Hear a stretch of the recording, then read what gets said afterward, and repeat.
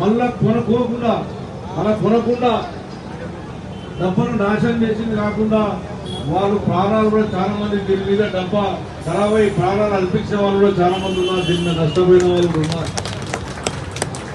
అన్ని పార్టీలు విజ్ఞప్తి చేస్తారు. ఒక్క సమస్య కాదు, ఇది పూర్తిగా వాళ్ళ హక్కులు ఏవైతే అడిగారో సెంట్రింగ్ కార్మికులు అందరూ కూడా వాళ్ళ హక్కులు ప్రతి ఒక్క హక్కులు నెరవేర్చే విధంగా ఇవాళ ఉన్నటువంటి హక్కులు ఏవైతే మనకి ఇవాళ పై నుంచి కింద పడి చనిపోతే 20 లక్షల దాకా ఎక్సైజ్ ఇలా గవర్నమెంట్ ఇచ్చే విధంగా, లేకపోతే 10 లక్షల బీమా మీరు ప్రకటించే విధంగా ఇవాళ నిరుపేద బిడ్డలు ఇలా కిరాయి కట్టుకోకుండా ఉన్నారు. తెలంగాణ రాష్ట్రంలో హైదరాబాద్ నగరంలో ఉన్నటువంటి అందరికీ డబుల్ బెడ్రూమ్ వర్తింపించే విధంగా కార్మికులకు సపోర్ట్ చేయాలి.